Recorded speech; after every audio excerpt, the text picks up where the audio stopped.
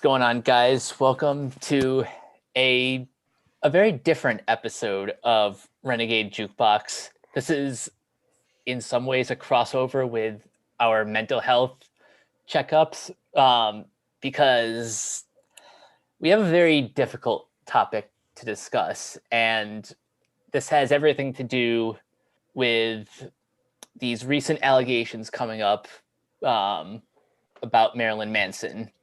Um, Joining me in this discussion, we have Keona Hey guys. and my jukebox co-host Nick. Good to be back, guys. And since this episode was Nick's idea, I'm going to pass the baton on to him. So, what do you got? Okay, so I'm going to start with my general feelings about Marilyn Manson's career, just kind of all speaking in hindsight.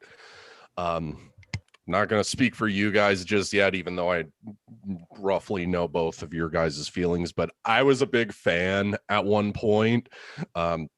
Portrait of an American Family is a really good debut industrial record. Antichrist Superstar, Mechanical Animals in Hollywood, the Triptych for short. Classic records I don't think anybody would debate, but he, ever since I want to say about 2001, 2002, has been on a drastic decline in quality.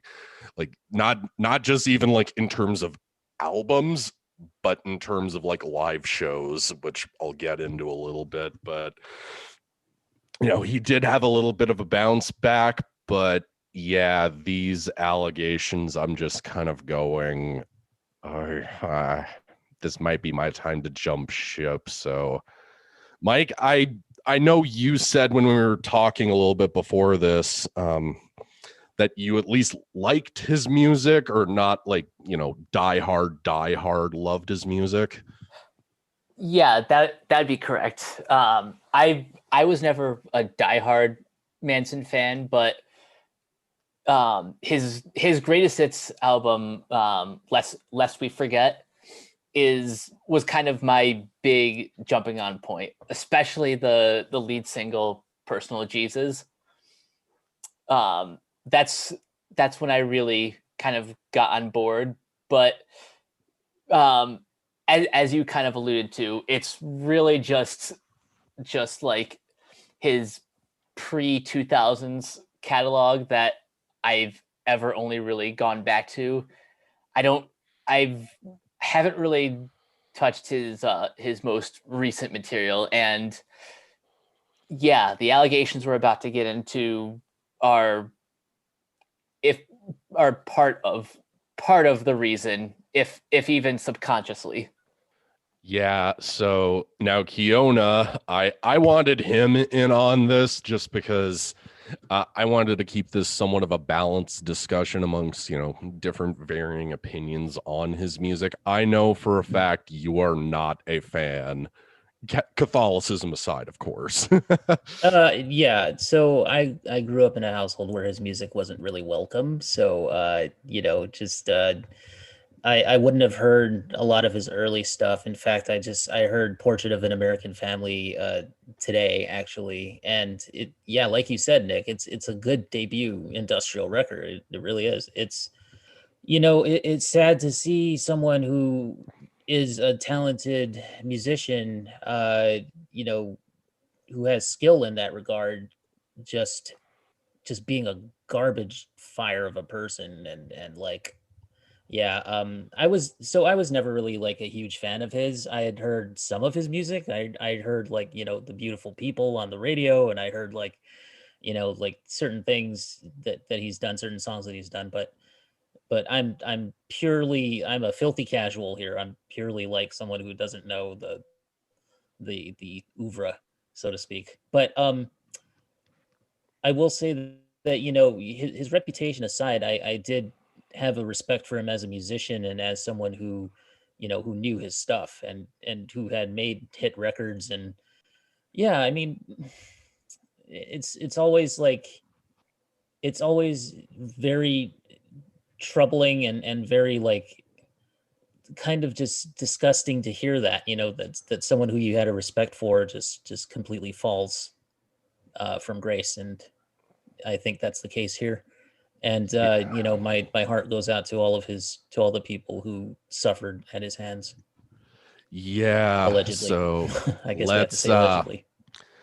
I guess let's get to the big, deep, philosophical, if you will, question of the night in terms of, look, do we separate art from the artist and, acknowledge that he's made classic records, or do we hold him accountable and consider this time to jump ship? And I want to say two things, just because the first is, if you're just like a couple minutes deep into listening to this, I'm going to give you a warning. A lot of the things we're about to talk about, a lot of the allegations brought forth by Westworld actress Evan Rachel Wood, along with multiple other women, a lot of these accusations are pretty grim. Like, they're pretty wince-worthy shit. So again, I'm not one of those people who's like, oh, somebody please think of I was a Manson fan. I'm not going to be like, please think of the children here, but we are about to discuss extremer topics that aren't fun. Like I want, when I come on here, I want to talk about music. I want to have fun. Sure. But this conversation just isn't going to be fun. And then second, just because I got to show some self-awareness, the Renegade Pop Culture Podcast is where this is going to be hosted. So obviously the stuff with Joss Whedon is going to come up in this conversation. So,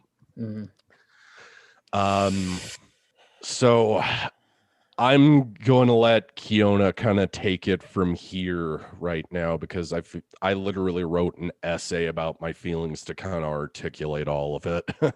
Okay.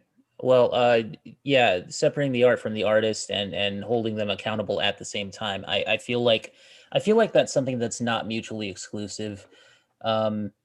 Especially when it comes to, like, I'm going to talk about the Joss Whedon side of things, because to me, that is, like how you guys are feeling about you, Nick, especially feeling about Marilyn Manson, is how I'm feeling about Joss Whedon right now. I feel the same way about both, man. Yeah. I mean, I'm just, I mean, we empathize with each other because we're feeling the same way here. The thing about it is that, like, when I think of the shows that Joss produced and directed and had a hand in writing, that I really enjoy and that I love to this day, like Buffy, Angel, Firefly, Dr. Horrible, Much Ado About Nothing, his adaptation of that, which I thought was excellent. It's hard to reconcile what he's done with how I feel about those shows, and it's difficult for me to go back and watch them with the same level of enjoyment that I once did. And it's been that way since his ex-wife wrote that scathing letter, to I think it was Hollywood Reporter or Deadline, one of those sites, where she let us know about his his infidelity as a husband, as her ex-husband. And just and of course, hearing about all the rumors from behind the scenes of Buffy and how he and Sarah Michelle Gellar never got along, and or they had their their arguments, and now come to find out everything else that went on. Charisma Carpenter has had her stories for years and years and years, and just no one seemed to listen. With Ray Fisher coming out and really staunchly making his statements and really telling the people his side of things, I feel like, even though he was bound by a bunch of non-disclosure, whatever, like he couldn't say a whole lot in terms of details, but I think that the way that I feel about it now is going back and watching those movies and those series that he made, the Avengers, 1 and Age of Ultron 1 and 2, movies that I love deeply. it's different now, but at least you can say that it wasn't all him. At least, what causes me to really love those shows is that as much as he's responsible for crafting the character of Buffy, so is Sarah Michelle Gellar, so is a bunch of writers and directors like Marty Noxon, like Jane Espenson, like David Fury, like, just a whole list of names that I couldn't even go through right now. They are as much responsible for it as he is. So it wasn't a one-man show, even though he kind of took all the credit, and he kind of like, as he turned out to be just an uber nerd who wielded his power over women and men, and who just was shameless in that. And I'm sorry to say that I gave him so many chances when he wasn't, he wasn't deserving of that. Personally, I still looked up to him even after the fact, and I thought that maybe he had changed, and maybe this too shall pass. Maybe he's, there's good in him still. Perhaps there is, but I don't think that I can continue to support him going forward. If he does anything from this moment on, I don't think I'll support it, at least not monetarily, because, why would I do that now? All of my heart goes out to Charisma Carpenter, to Emma Caulfield, to Michelle Trachtenberg, to Sarah Michelle Gellar, to everybody who and to to everybody who had faced his abuse and his distinct type of torture that he put them through.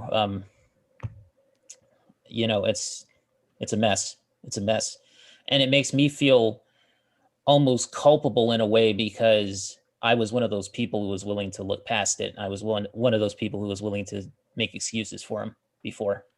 And I'm gonna cool if I jump in, because I've got something to kind of add to that. Please do. Because I forget which season it was specifically, but because one comment stuck out to me like a sore thumb with all of this. It was the comment Charisma Carpenter made about how Joss told her when she found out she was going to have her first son, you told her to go have an abortion. What didn't in season 3 or 4 of Angel, didn't they write her pregnancy into the script to accommodate that? I think it was season 4. It was 4. It was 4. And it was a super creepy storyline where he had Angel's son, who she was like the mother figure towards his son, and there was this whole like Oedipal thing where the son basically impregnated her or something. Like they slept together, and that was the creepiest storyline ever. It super weird.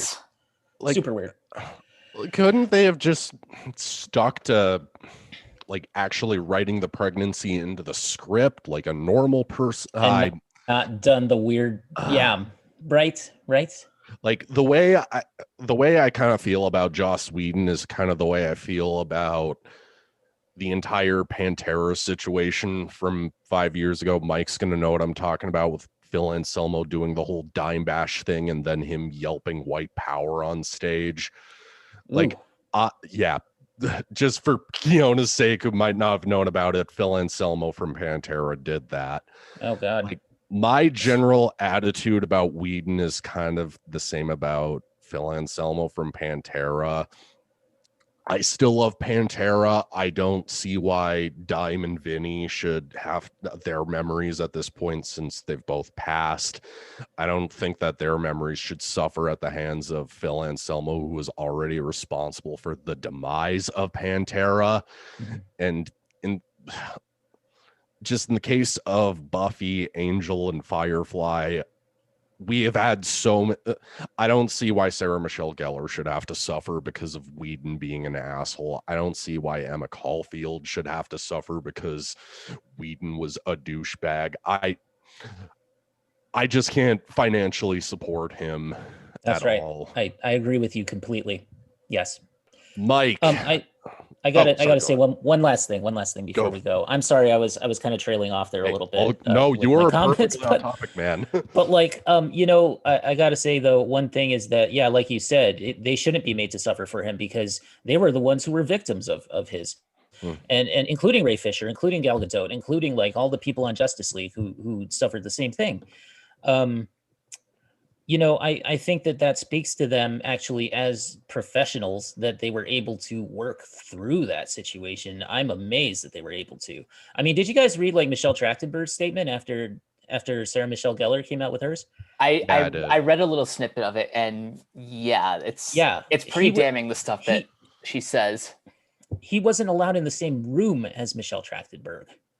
Ugh. And now that kind of reframes like when he had a hand in guiding the comics after Buffy ended and Angel ended, and the Dark Horse comics came out, and all of a sudden you see Xander, who is kind of like the Joss analog character, if there ever was one.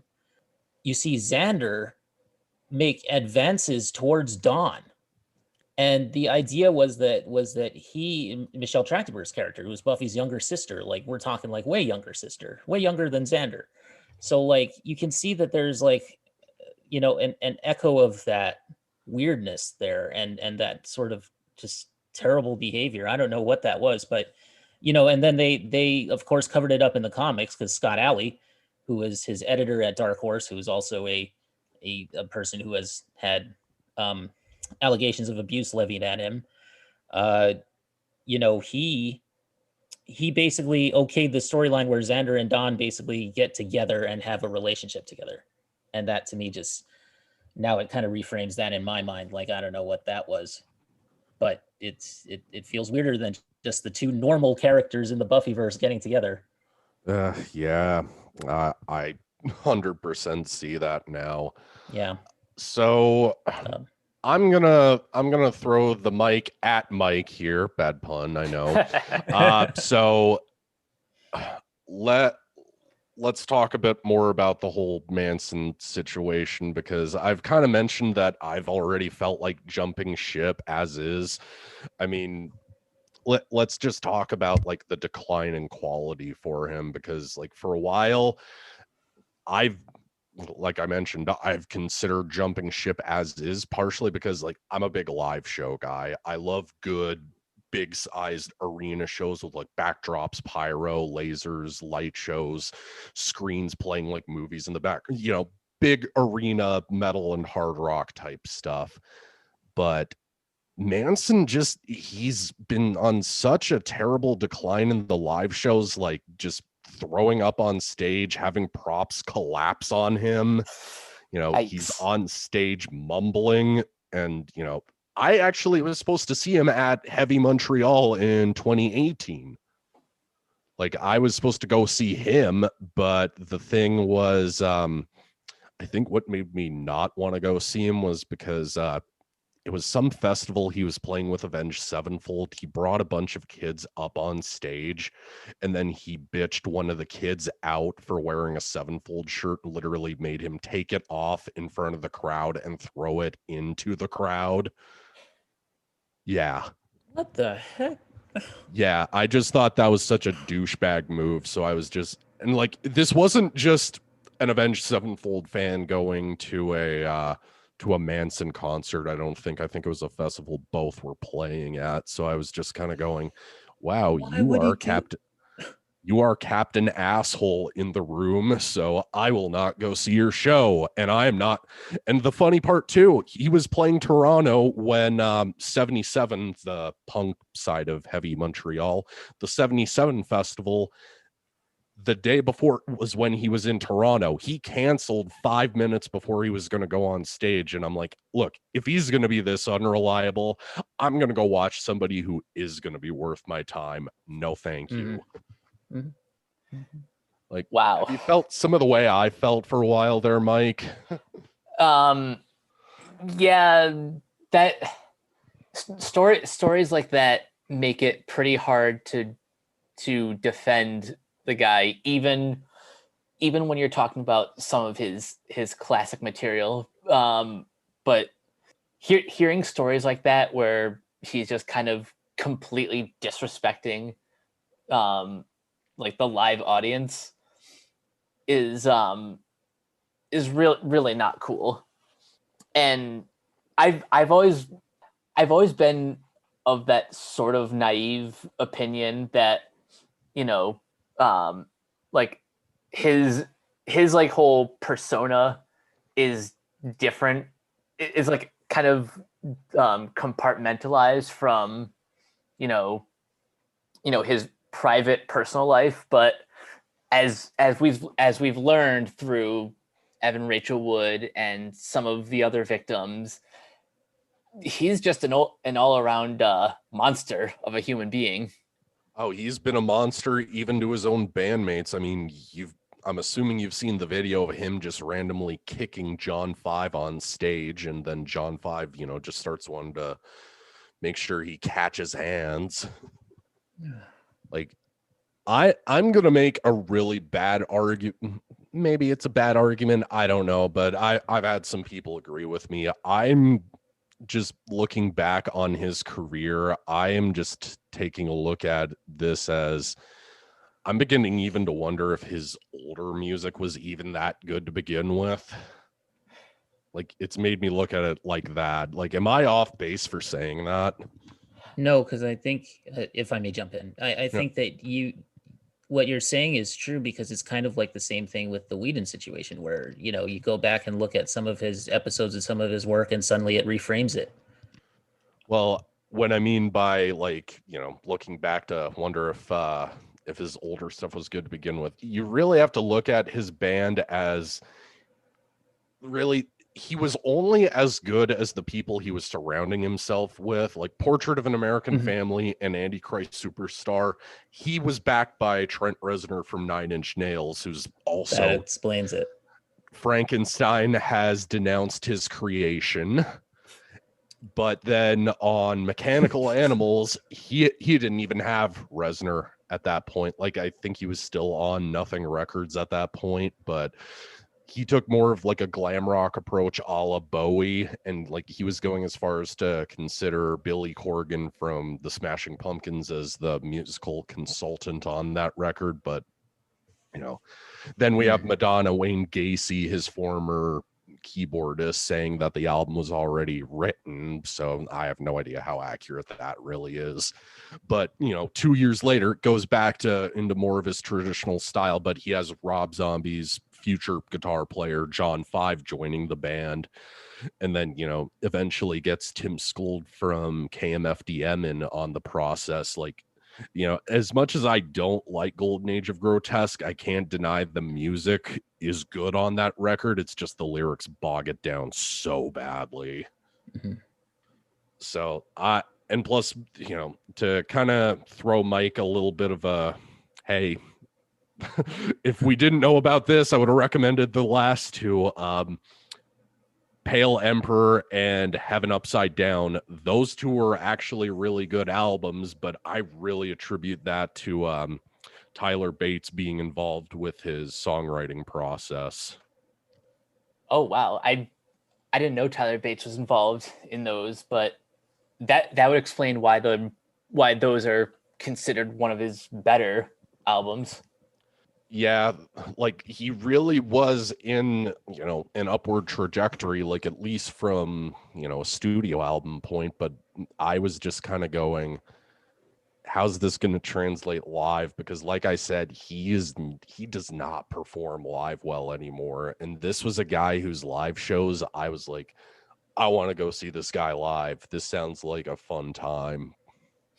Just looking at like recent images of Manson, he looks like he has not aged gracefully at all. Probably because he's coked out of his mind. Like, Blame the coke. like between him and Danzig, they both look like they've seen better days. In the case of Danzig, he mainly just I'm gonna make a really terrible joke. In the case of Danzig, he mainly just needs to hop back in the gym and he'll probably be okay. Manson, he's just so coked up and drunk off of absinthe that I think he's beyond saving. So I have two bad faith arguments I really want to address, because I was even talking to Keona that I'd bring this up, because for me, like, First of all, I'm going to address the amazing metal injection. No, not metal injection. Excuse me. The best, the really good article from Metal Hammer.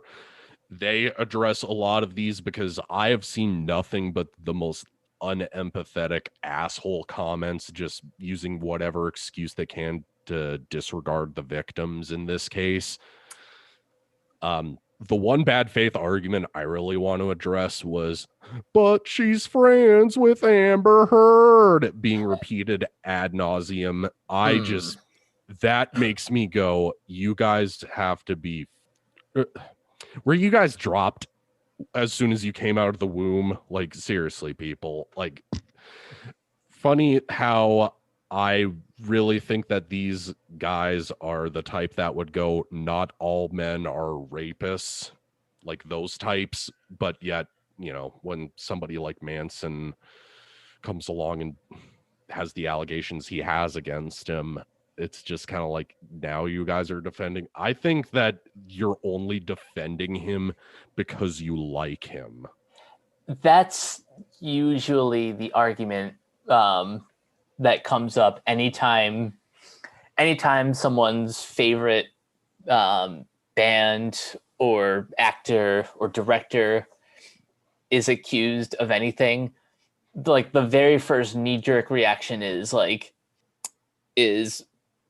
whatever happened to innocent before proven guilty, or some variation of that. Oh yeah, I brought up I always bring this up. I treated that, I brought up the whole innocent until proven guilty thing with Decapitated when they had their allegations back in 27 for Keona's sake. Decapitated's one of my favorite bands from Poland, amazing technical death metal band. But they were on tour with Thy Art is Murder in Fallujah, and I think it was a stop in Seattle where 2 women accused the entire band of sexually assaulting them. But what ends up happening is it turned out that both of those women were bad faith actors.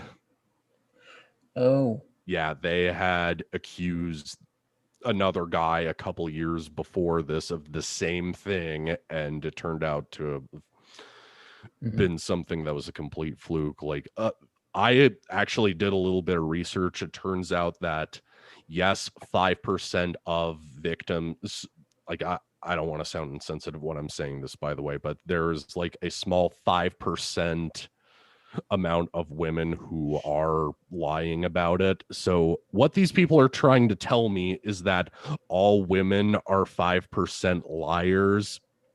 Got it. No. And plus, I this is the only time I'm ever going to address this band, but look, even if it was somebody that I would have been a fan of back in the day, like, keep in mind, I never listened to this band, but we clearly know that the lead singer for the band Lost Prophets did what he did, right, Mike? Yeah, and that was like probably one of the first times that I've experienced, like, that's one of the first major examples of like, believing the victims over the accused. And trust me, the Lost Prophets are not a band worth defending. But that is one of, like, the greatest examples of like, believe the victims, because more often than not they're telling the truth, even if the truth takes takes however many years to finally come to light. Yeah. And then as well, another bad faith argument I always hear get brought up is the whole BDSM relationship talking point that everyone brings up. Again, so this is where my disclaimer at the beginning is really going to, take effect here. So warning, guys, this is about to get graphic. So I did my research into BDSM relationships because I don't know very much about that culture.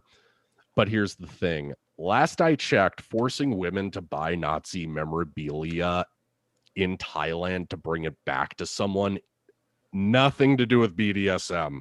No. Sleep deprivation. I've actually looked this up and I couldn't really find anything too concrete, but apparently that is extremely dangerous, like even for that community. And plus, you know, if it was just something where it was part of the relationship, I would be like, meh, Manson's just being Manson. He's being his creepy old self, whatever. But no, everything I read up, this is abuse, not BDSM. So I just felt I had to address that.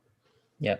Isn't one of like the key factors of like BDSM is like consent is extremely important. Yes. And without it, that's like pretty much the the line between BDSM and just straight up abuse. Yeah. Yeah, even the Metal Hammer article that I referenced, they have an exact section addressing all of that. And it says, like, look, in certain hands, it can either be something that's used for fun or used in a way that's just flat out abusive. So I'm just like, yeah, half of these people really don't. I know people on the internet have a reputation for not knowing what they're talking about, but in this particular case, they definitely don't know what they're talking about. And just to drive that point home even further, whatever you've seen in the 50 Shades franchise, like as little of what I know of BDSM, I've been told that what's depicted in 50 Shades is just not it. No. That and I just disregard anything that's really bad Twilight fanfic, so no thank you. Fair enough. I think that's a fair stance, Nick. Yeah. And I'm trying to think of another argument I can raise about all of this, because I really feel like, I at least feel like we're all three of us are in agreement about Manson being as much of a creep as he is. Like, for me, this honestly just goes beyond what I always use this as an example, because I think I sent Keona, did I send you that one video about one guy who was a Chris Benoit fan and, you know, brought up a similar discussion? Separating art from the artist. The Chris Benoit thing, which is a whole other topic that we could also talk about in a future episode. You know, for somebody who's a wrestling Chris fan. Benoit thing. Yeah, but I'm sure Brock and I will probably cover that sometime. Hey, go nuts. Like, for me, he actually brought up Dave Mustaine from Megadeth because of his whole political slant. And I'm like, look, this entire situation for me goes beyond, like, I'm about to make my political slant a little bit clear here. Like, I fundamentally disagree with what Dave Mustaine believes politically. Doesn't mean that I don't think Rust in Peace is a classic record any less.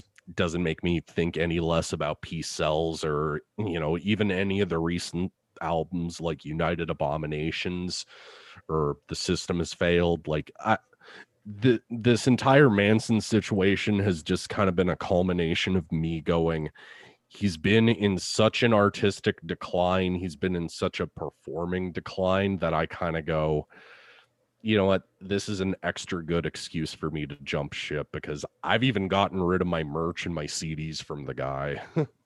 Oh, really? Yeah, his CDs are out of my house. I don't own them anymore. A little bit extreme, I know, but I mean, like, I personally, that's it's fair. justified. I'm sorry, I wasn't signed because of that. I was signed because it's just such a situation. Oh yeah, like, I have 3 rules when it comes to my record collection. Like, I don't allow artists that support Nazis, so anything from Burzum is not welcome in my collection. P.S. Fuck Varg Vikernes, the entire NS black metal scene, which no, that crap is not welcome in my house. No way. Agreed. No thanks. Then the second one is artists that molest children. which Agreed. in this case, lost profit. Keona, really don't look up lost profits. If you know my feeling about a movie we have talked about in private, it's Yes. pretty much the equivalent of that movie, but encapsulated in one human being. No, not gonna do that. Okay. Yeah. And I hear then you. I had to issue a warning for him, Mike. I did my good deed for the day, didn't I? Yeah. And then the last one for me is rapists aren't welcome near my record collection. And, unfortunately, the first and third in that list has made me just go, I can't support this guy. I really just can't. And, hey, at least the musicians that, we kind of touched on that I'm a fan of, they at least have gone on to do other things like Ginger Fish and John Five. They're way happier in Rob Zombie's band. Trent Reznor doesn't work with him anymore. Tim Skold's still doing KMFDM stuff, to my knowledge. Correct me if I'm wrong. And something I just looked up about Wes Borland, who I guess has been a touring member of Manson's band. Yeah, very briefly. Yeah, there's a recent NME article where he pretty much denounces Manson and says Marilyn Manson made me miss Limp Bizkit. That's how bad things have gotten. Oh, man. Oh, that. Ouch. Yeah, because they were Manson and Reznor, they briefly had a little bit of a reunion in 2000 just because they couldn't stand the whole new metal thing. So, yeah, Limp Bizkit was high on their shit list. But I mean, like, regardless of however you feel about Bizkit, I mean, Wes Borland's still an amazing guitar player. I don't think anybody would debate that. It's just, that's the other thing too, is that Wes actually wrote guitar riffs for it would have been the high end of low. It's just all of it got rejected just because boo-hoo, we went back to Limp Bizkit. So he's an abuser and he's petty. Yeah. Oh, I always knew he was petty, but I mean, this just kind of took it to that level where it's like, ugh. Anybody got anything else they kind of want to contribute to any of this? Well, just to go into the separating the art from the artists, now would be kind of a good time to bring up an art, like a band that I was a huge fan of, especially between like 2007 to like 2012, and that's As I Lay Dying. For those of you who may not remember, their lead singer Tim Lambesis was arrested for the attempted murder of his now ex-wife. So, he was kicked out of the band naturally. They went on to, to start their own group. And then, was it last year or 2 years ago? Lambesis came back. The album is called Shaped by Fire. Yeah, that was 2019, and it was actually Tim and the drummer were the last two remaining members. It's just Tim wanted the classic lineup back. Yeah. Yeah, with that entire situation, I was just like, I can't support that either. Like, for me, I think Zach Wilde put it best when he did an interview and he was asked about this. He was just like, yeah, you should have just been the bigger man, did the whole divorce, maybe lose a little bit of custody with the kids he adopted with his baby mama, for lack of a better term, and then just kind of took it from there. Like, that entire situation is just such a huge mess. I get nobody got hurt. It's just the fact that somebody could have. And, I understand he's done his jail time, but I mean, You know, you will never see me laying down 15, $20 to go buy a new As I Lay Dying album in the year 2021. Yeah, and I completely understand that. Everything about that whole incident was just things got very, very out of hand. And see, it was the worst part too is just the fact that so many good musicians were in that band that I just wish they would have just formed a new band, continued. I wish they would have just pulled. Do you know the band Triptychon, the other band that's connected to Celtic Frost? Oh yeah. Yeah, just pull a Triptychon, just continue from where your last album left off, and then just go under a different name. Yeah, that probably would have been the better option for them. Because my thing was just Woven War just was not aggressive enough for me. So I'm gonna ask Keona something if he's got anything he wants to add right now, just because I feel like I've said pretty much everything I wanted to say about Manson. I just want to reiterate that I agree with your viewpoint and perspective on him. I think that, yeah, I think that, in terms of looking at his older stuff, and like you said, it's about the musicians he surrounded himself with as much as it is about his skill or talent. And I think that, the same thing can be said about Joss Whedon. I don't mean to bring him up again, but I mean, yeah, it's and that past work too. So I feel like there's a symmetry there, and I feel like we're simpatico on that. Yeah, all I can say is that guys who do this kind of stuff to women, they deserve to rot, man.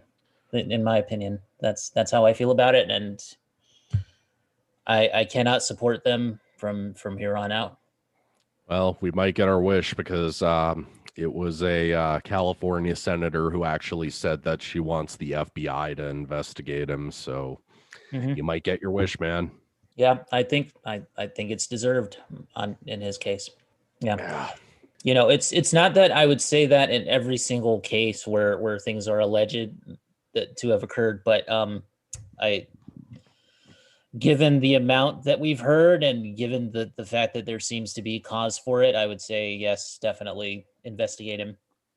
And like with Whedon, just I hope he doesn't work again. I hope this is it for him, because don't come looking to me for fandom and adoration and support anymore, and don't come looking to people that people that used to support him for any of that, because I think we all know the truth now, for sure. I think moving forward, something that we, the audience, should consider, like, in the future, we should hold these artists and creators like far more accountable than we might have in the past. And obviously we should believe the victims, even though there's a 5% chance that they could be bad faith actors. But 95% of the time, like, they're telling the truth, and we here at Renegade Pop Culture have nothing but respect for the people who have come forward. Yes. Yeah. Hey, no question, man. Absolutely. Yeah, that's one of our things too, is that we always stand with the victims, because we're not about victim blaming. You know what I mean? like that to me is just abhorrent behavior. Like, I don't blame the victim, for God's sake. It's ridiculous to me to think of, like, you can hear a person who clearly is in mental anguish and emotional pain and comes out and says, I am not going to be silent anymore. This is the person who did this crap to me. And and I have lived in fear for many years, and this is what happened. and to read that when it's, you know, they're going public with it to the possible detriment of their career and to the possible detriment of people, you know, just coming down hard on them and you know, and questioning their character. Why would you then just go in there and blame them for it? To me, it doesn't make any sense, because you're not giving the person the benefit of the doubt, first of all. And the fact that it takes a lot of bravery to come and say that, you know, and I'm not saying that it's always 100%, because there is that 5% chance that maybe it's false, but I think that you should not attack the person, even despite that fact that there is a 5% chance that they could be, you know, a bad faith actor, like you said. But I think what you want to do is you want to err on the side of caution, and err on the side of, you know, the fact that what they're saying, it could be true. And it most likely is, because most people that are in Hollywood or that are in music and have a huge fan following and think that they can get away with anything, most people do present themselves as something that they're not, which is a good, decent person. You know? Well, hey, let's put it this way too. I mean, do we, you know, I know I used that. I'm just going to refer to them as the other LP we don't talk about from now on, but we don't deny the fact that that lead singer of that band did what he did. We don't deny that, you know, Bill Cosby definitely did what he did to multiple women for years and was only recently tried and convicted. We don't deny that R. Kelly is, well, R. Kelly. Like my attitude is just the fact that at least 5, 6, there's just such a growing list of women coming forward about the entire thing going on with Marilyn Manson that I'm just like, it's just too difficult to deny at this point. Especially when it's like, when it's women from like different backgrounds, that are all kind of saying like the same thing. That's pretty much when you know that like there is a truth to what they're saying. Yeah. That's usually what the yardstick that I use too is if it's not just one person, if it's like a whole bunch of people, like one person gets the ball rolling and then all of a sudden you just hear from a whole bunch of people and it's all, you know, similar accounts or pretty close, then there's some truth there, more than likely. So yeah. I want to add one thing to the Whedon stuff that I was talking about earlier, which is that his ex-wife penned that essay in the Wrap, not the Hollywood Reporter. So I just want to correct that real quick. Hey, all good, man. So that's that for me. I mean, if anybody else has got something to say that I haven't thought of or you guys haven't thought of until now, any closing thoughts, I guess? Well, I'm you know, I'm gonna link to this Rolling Stone article on Marilyn Manson, because boy, is it an eye opener for me, someone who doesn't really know too much about him. It's crazy. Gets up, you know, on the stage and says, "I am the god of fuck," and you know, he's done that for years. This guy is you know, clearly messed up. Yeah, we are talking about a guy who literally discovered oh God, I can't even remember what it we're talking about a guy who discovered bestiality when he was like 8. Oh, I'm not even making that up, by the way. That because I used to watch Manson documentaries a lot. I found that out when I want to say in grade 12. So yeah, he's always been a bit of a nutcase. Yeah. Mike, you got anything you want to close off with? I think I've said pretty much everything that I need to say. Just in the show notes for this podcast, we will include links to any charities that go towards towards victims of abuse, because we want to show our support for the victims any way we can, and to prevent any stories like this from happening in the future. Yeah, I came up with that idea actually just because like I didn't feel comfortable going like maybe we shouldn't give out our socials over an episode like this just because it is a pretty heavy topic. So I just thought, it's the right thing to do. Yeah, thank you, Nick, for that, and thank you, Mike, as well.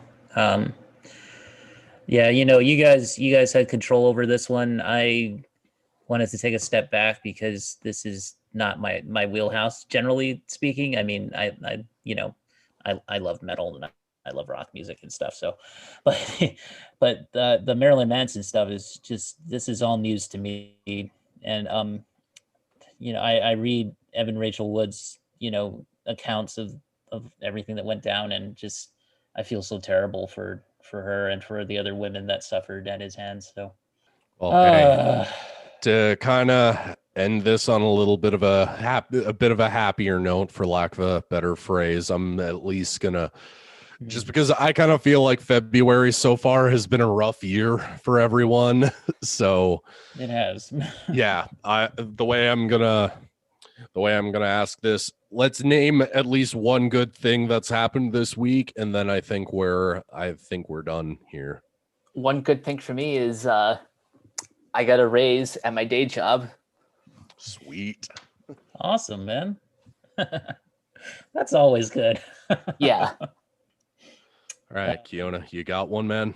Oh, for me, I would just say just interacting with all you guys. You guys have kept me sane this week. It's been a hard week for me. It's been like a hell week basically, but we just keep going and keep on trucking. And man, I have to say I crammed those 23 anime series pilot episodes for each one. I just crammed it over the past couple days, and I got to tell you, it was fun writing the show notes, and I hope you guys enjoy reading it, and and enjoy like Mike's knowledge and Cam's knowledge, and then my stupid snark when we get to it, because I tell you, I just wrote some of those as pure jokes, so hopefully some people will laugh at that. But yeah, it's kind of humor is the thing that keeps me sane. So I just want to say thank you to everybody who's been on Twitter and who's followed us this week, and we've seen our numbers jump there, so it's been really nice,